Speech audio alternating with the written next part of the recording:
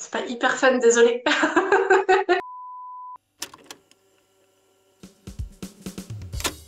Qu'est-ce qui t'a mené dans ce secteur d'activité? J'ai fait un doctorat en ergonomie dans le domaine du véhicule autonome. Ensuite, j'ai été à la DGA, donc Direction Générale de l'Armement. J'ai travaillé sur pas mal de sujets, donc j'étais toujours un peu sur les IHM et j'ai eu un peu besoin de changer et je me suis orientée vers le consulting, donc UX République chez qui je suis aujourd'hui, et majoritairement sur des missions digitales. À quoi ressemble ton quotidien au travail?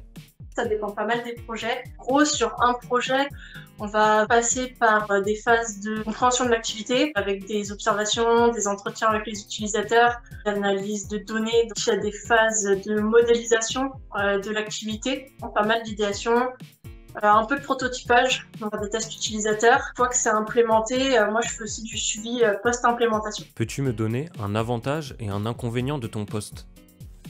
Un avantage, c'est que j'accède tout le temps aux utilisateurs. Par rapport à d'autres interventions que j'ai pu mener, c'était beaucoup plus compliqué. Ils sont conscients que le travail que je réalise, c'est pour améliorer l'utilisation de la plateforme. Un inconvénient, faire valoir le fait que les utilisateurs sont les mieux placés pour parler de leur métier. Peux-tu me raconter brièvement une intervention qui t'a marqué? Mon expérience sur le véhicule autonome, le fait d'avoir eu carte blanche, j'ai fait en sorte qu'on ait un véhicule magicien d'os, faire semblant d'avoir un véhicule autonome. Et donc, du coup, on a conçu un véhicule autonome qui se pilote à partir d'un joystick. On avait aussi des véhicules gonflables qui arrivaient sur la route et j'en garde un très bon souvenir. Penses-tu qu'ergonome est un métier d'avenir? Il y a clairement différentes thématiques dans l'ergonomie. Enfin, on a de la chance, l'ergonomie est en plein essor. Il y a encore un peu des choses à remettre un peu à plat parce que entre ergonome, designer, UX researcher, il y a encore un peu tout un flou là-dessus, mais c'est à nous de nous insérer aussi. Enfin, je pense qu'il y a beaucoup d'avenir pour ce métier, et tant mieux. Qu'envisages-tu pour la suite de ta carrière? Moi, j'aimerais bien revenir un petit peu dans la recherche plutôt appliquée.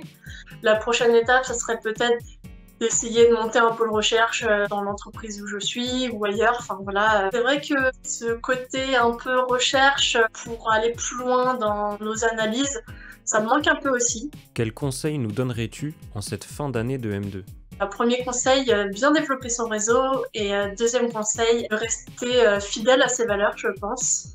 Un dernier conseil, il faut surtout pas être le cordonnier mal chaussé, être heureux dans ce qu'on fait. Et maintenant, que vas-tu faire après cette interview?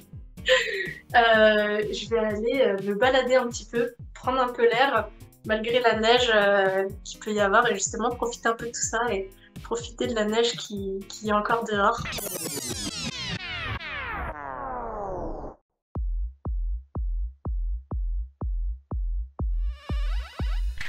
Bye bye.